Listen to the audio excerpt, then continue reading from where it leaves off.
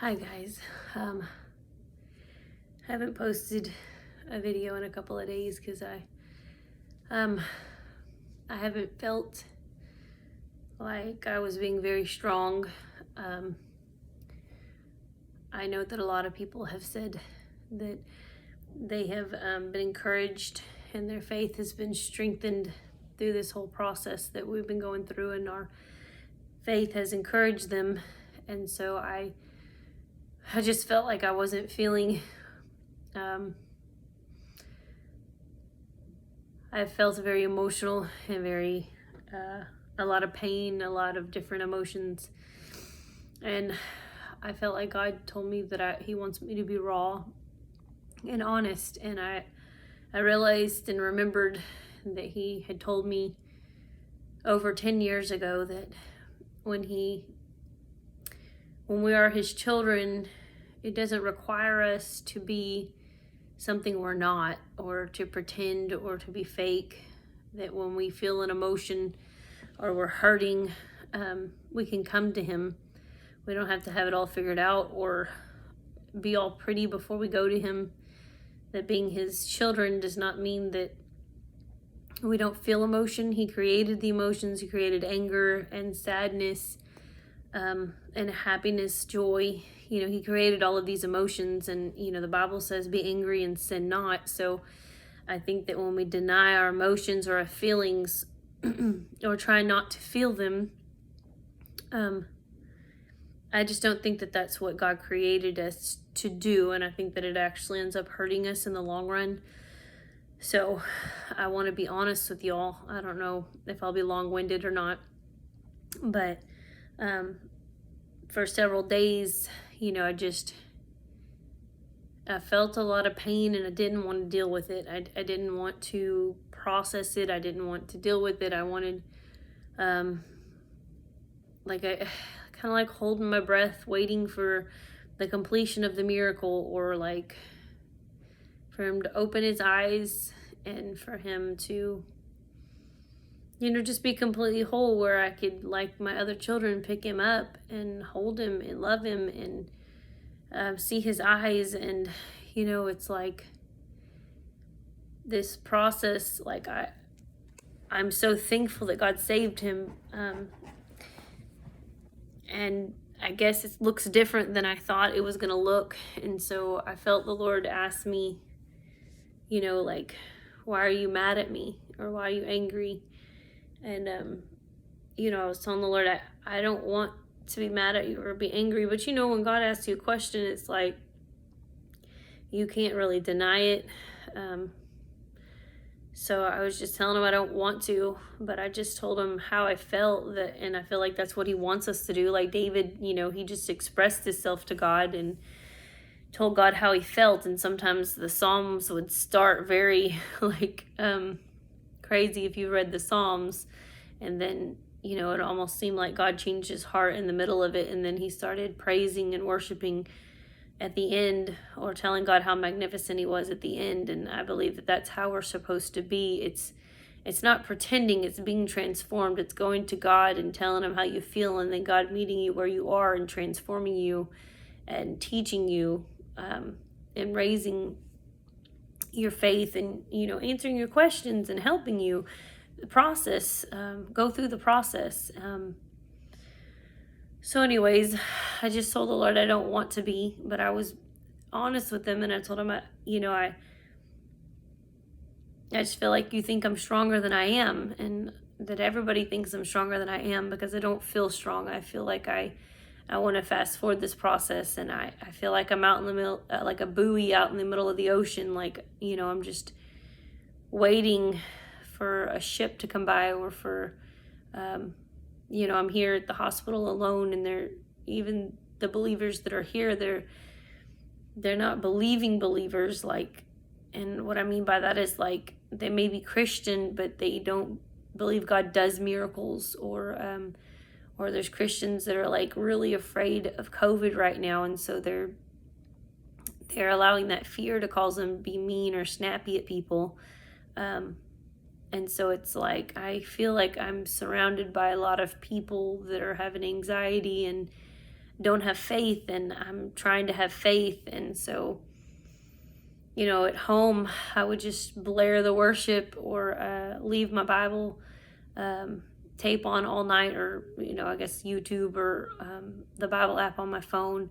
And I can do that when I'm sleeping, but I can't figure out how to get my phone to keep playing it. It keeps turning off when I play it. But my point is like, I'm going throughout the hospital.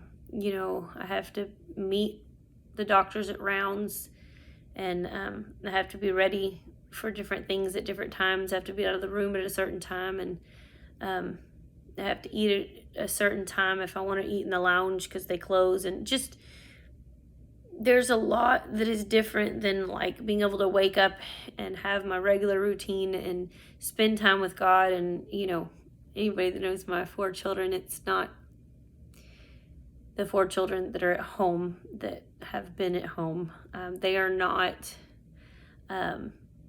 it's not like it's easy to have quiet time, right? But I've figured out over the years how to do it with children, how to worship, and how to seek the Lord, and how to have Bible or like preachers playing and increase my faith. And so it's just different. It's different.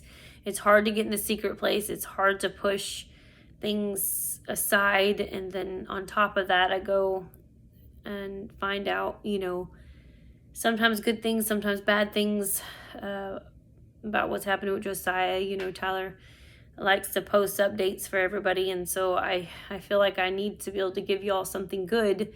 But in all honesty, I want to have something good. So whenever I get bad news, I have to process the bad news. I have all these emotions about it, and then I give it to y'all. And it's just been a roller coaster of emotions and feelings, and I don't want to have a bad attitude. I don't want to be upset.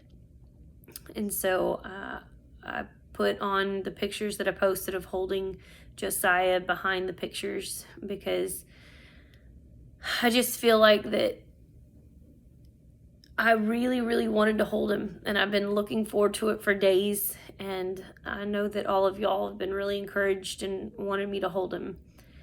So I felt like I was supposed to feel differently. But I called my sister afterwards, and I just, let it out. I said, I know maybe I shouldn't feel this way. Maybe I shouldn't be upset. Maybe I should be all these other things. But I'm up, until she asked me, what am I feeling? And I just let it out. Like I felt upset. And before I say this, I don't want anybody to be upset. Any of the nurses or doctors or anybody, anytime that I say something, it's not, I want to share with you my experience, but I don't want you to be upset at anybody. Because we're supposed to pray for everybody and bless everybody and love everybody. And, we wrestle not against flesh and blood, but against principalities and powers and rulers of the darkness. So any opposition I experience through a person, that person is not my opposition. But with that being said, for the last 3 days, I have been preparing to hold him, and several people told me that, I would do skin to skin, and they explained the process. They would put the, this thing around me. So, when I was skin to skin, it wouldn't be inappropriate for other people. I'm in a room in a pod, and there's 4 or 5 other babies in the pod. So there's other parents that come in and stuff. So they were going to put something around me, so that I could do skin to skin, and I've seen people do skin to skin. And I've heard lots of stories of how the baby responds and it helps them. And I did it with Danielle when she had a short stay in the NICU, and it really, really helped her.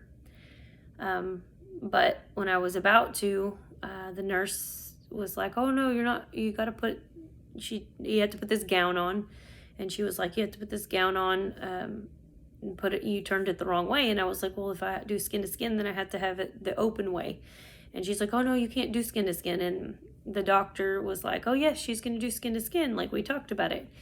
And the nurse said, no, you can't, because your baby's too big. And I didn't understand why his size had anything to do with it, because from my understanding, skin to skin helps the baby like feel connection to the mother, that it's not about the size.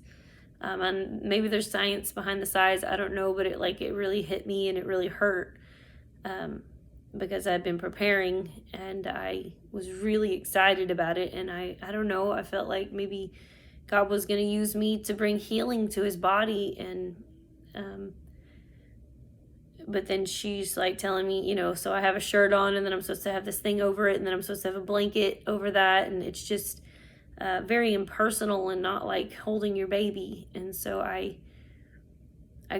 felt really upset, and I felt like I didn't want to hold him if I was going to have all this between him and me. But I felt like that wasn't the right attitude, and I didn't want to miss out on holding him. So I tried to push my emotions and my feelings aside, and I held him, and I was very thankful to be able to hold him. But he's asleep, and he doesn't move. So I felt like not being able to hold him skin to skin, it just felt like I was trying to not hurt him while he was in my arms, because there's all these tubes.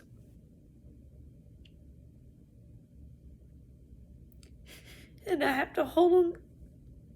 I can't move because he has this thing in his mouth giving him oxygen. And if you move it, then you'll mess up his oxygen. So it didn't feel like holding my baby. There's all these people standing around and they're telling you, don't move. And then there's, the doctors are really sweet and they're not wanting me to look at the monitor because it's going off, because his numbers are not what they're supposed to be when I'm holding them. And so they're telling me don't look at them, but I'm hearing all these beepings, and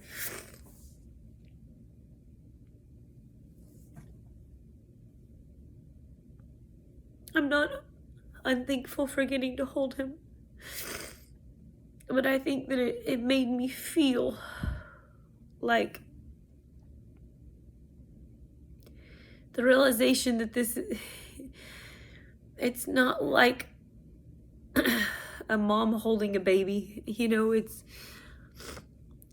I held him for an hour and I was worshiping, singing to him and trying so hard to just like believe that my singing and my holding him is affecting him, even though he's sleeping and I can't tell it's affecting him. And I'm trying to calm myself so that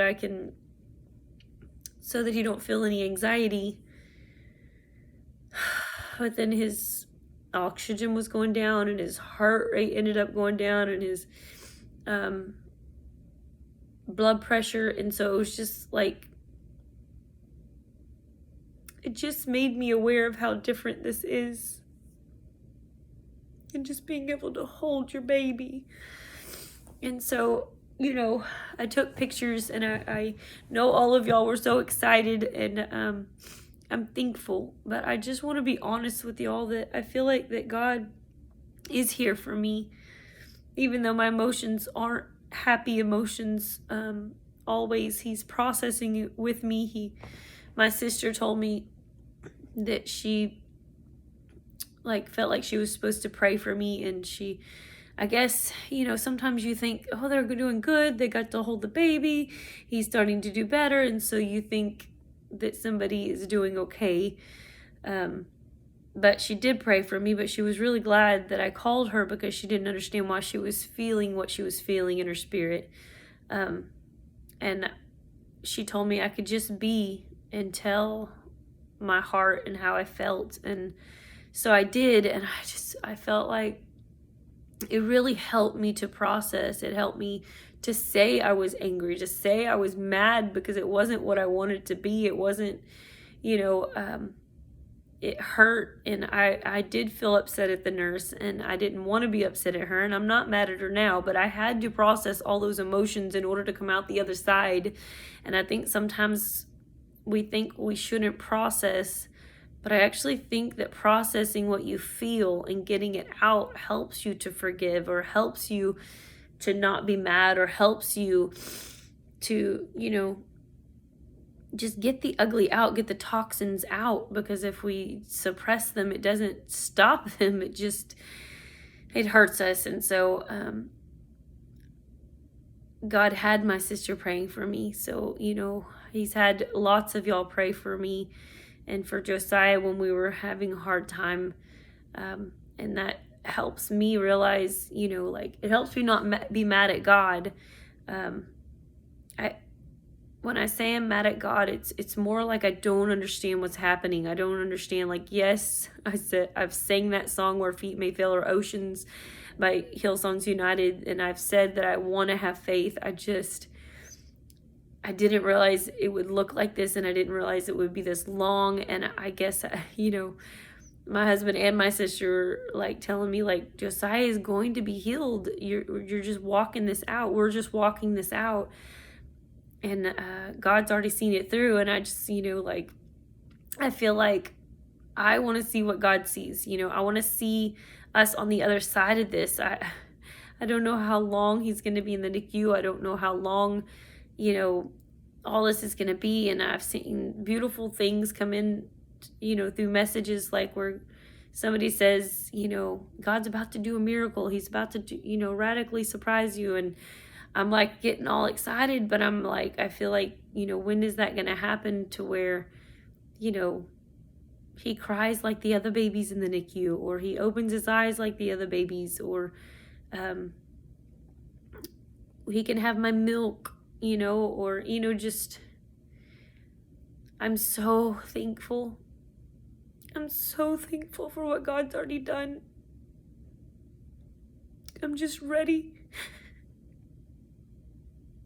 I'm ready for him to wake up. I'm ready for the brain bleed to be gone. I'm ready to not be scared when all the numbers are like flipping out on the screen. I'm ready for them to not keep telling me they think he has an infection, or they think this, or they think that, or just, I'm ready for the miracle in the spirit to transpire in the physical.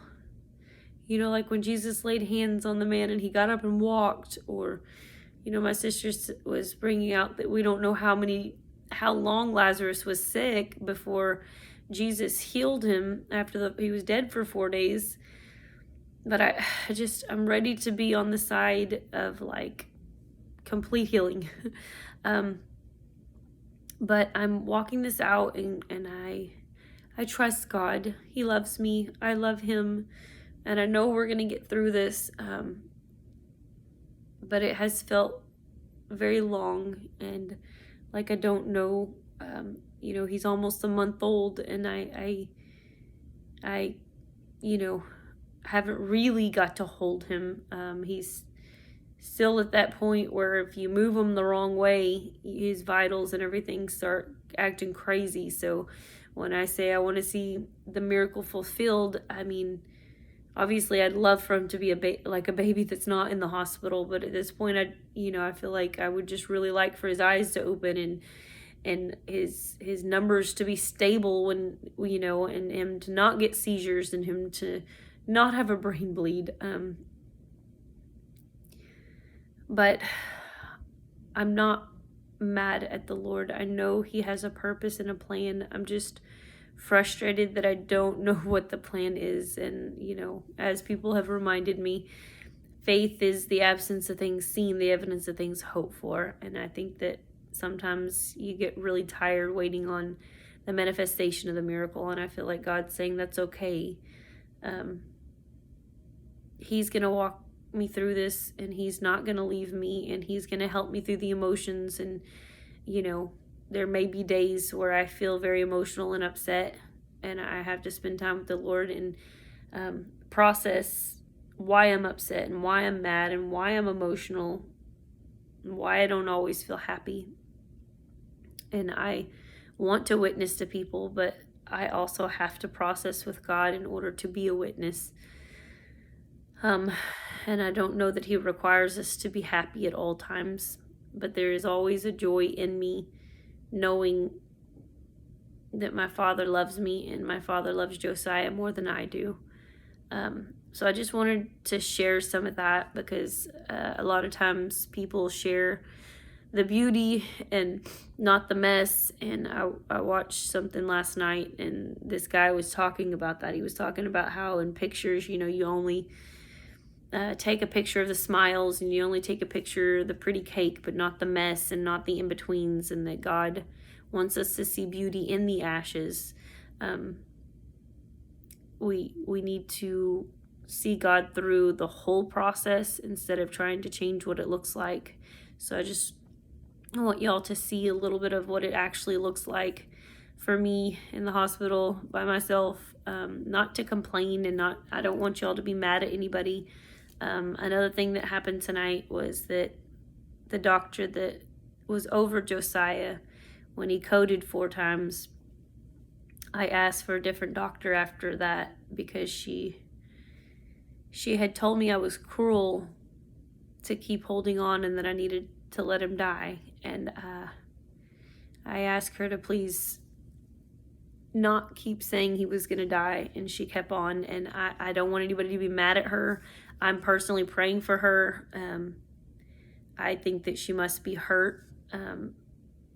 Being a doctor, probably see a lot of people die. I'm not mad at her, but I don't want her to be over Josiah right now, so I'm processing through that. Y'all pray for me because they really want me to let her be his doctor the next 2 weeks, and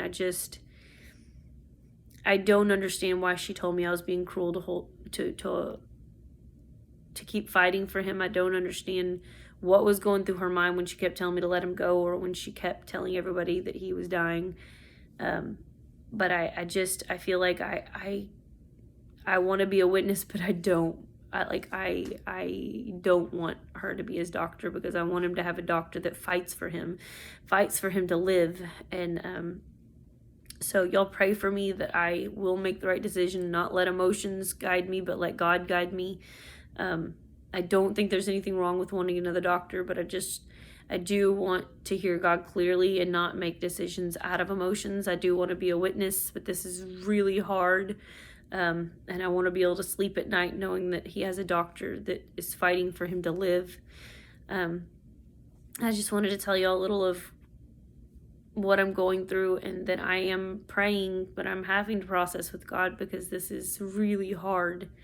It's hard to see your baby not open their eyes day in and day out and hear all the science behind it and all the areas he needs to advance in, and like he needs to get an MRI, but he can't get an MRI until he gets till the blood pressure is off.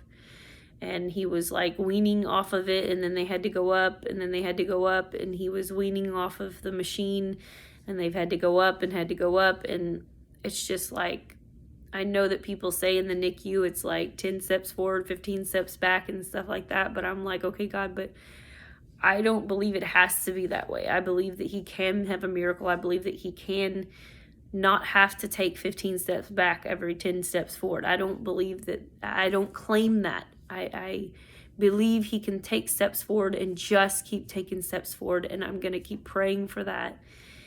And I'm going to keep processing with God. But I just wanted to let y'all know that walking things out with God, it doesn't have to always look so beautiful and tidy and fixed. And I don't want to pretend that this isn't hard or that my faith isn't wavering ever. You know, I question the journey. I question the promises, like what are they supposed to look like? And did I misunderstand the promises? And I don't think God's asking us not to. He didn't ask David not to, you know, and I look at the Bible and I see all these people who talked to God, who reasoned with God, who, you know, but they kept going to God, and they kept submitting, they kept repenting, and it's a process. And I don't know what it's going to look like on the other side of this, but I know that God's going to help me through this, and he's going to get Josiah through this.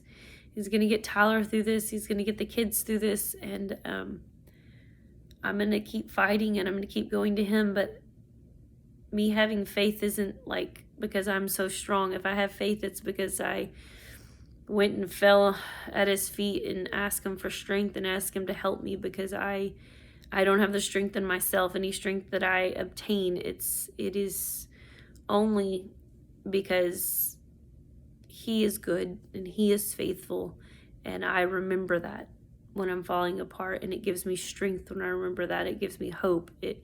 When I remember how much he loves me and how he died on the cross, it helps me to be encouraged and know that he's not just like watching me in pain and not caring. If he's asking my sister to pray for me, then it's because he loves me. If he's asking y'all to pray for me, it's because he loves me, and his plans are just higher.